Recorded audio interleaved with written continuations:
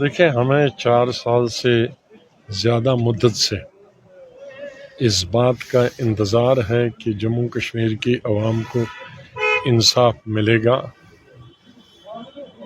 جو چیزیں ہم سے چھینی گئی تھی 370 کی شکل میں یا 35A کی شکل میں، 35A کی جو قانون تھا اس کے اندر باہر والا زمین نہیں خرید سکتا تھا، باہر والا نوکری نہیں کر سکتا، اور یہ ضروری تھا ہماری ریاست کے لیے.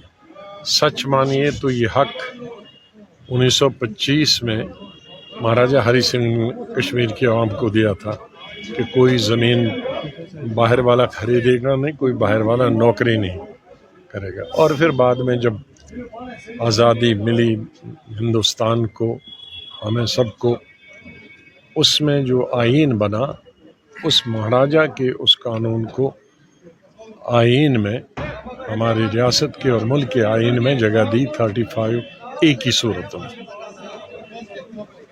تو 1925 تو اب 1 سال میں 100 سال میں، تو ایک چیز جو 100 سال سے چل رہی تھی، جب آزادی بھی نہیں ملی تھی تب بھی تھا وہ حق ہمیں. آزادی کے ملنے کے بعد اتنی حکومتیں بدلی، کسی نے اس کو بدلا نہیں، تو ابھی بدل گیا.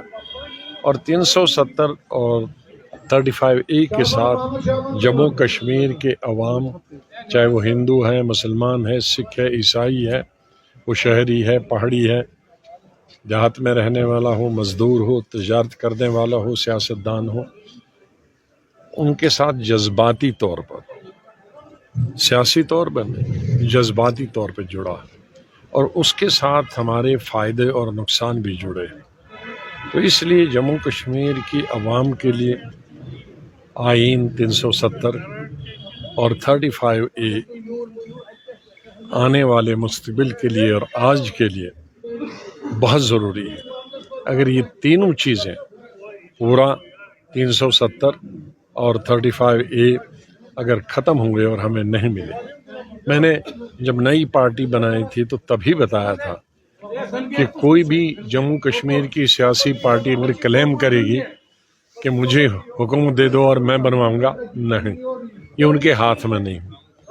یہ دو ہی لوگوں کے ہاتھ میں ہے، یا پارلیمنٹ یا سپریم کورٹ. اور پارلیمنٹ میں بھی وہی جس کی میجورٹی ہو.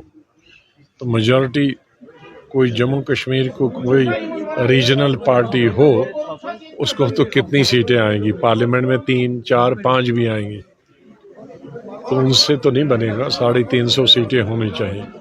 تو ابھی تو ہے نہیں، اور آنے والے وقت میں بھی مجھے کوئی دکھتا نہیں ہے کہ 3.5 سالوں 100 سیٹیں لینے والا کوئی اپوزیشن کا پارلیمنٹ میں ابھرے گا.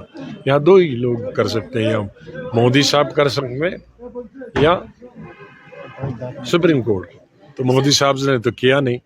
تو اس لیے 4 سال سے زیادہ مدت سے ہم سب جموں کشمیر کے عوام اس بات کا انتظار کر رہے ہیں کہ کب فیصلہ ہمارے حق میں ہوگا. تو ہم یہی توقع کریں گے اور یہی دعا کریں گے کہ سپریم آج کی جو بینچ ہے وہ بہت ہی اچھا ہے، نشپکش ہے، اور غریب عوام کا خیال رکھتے ہیں.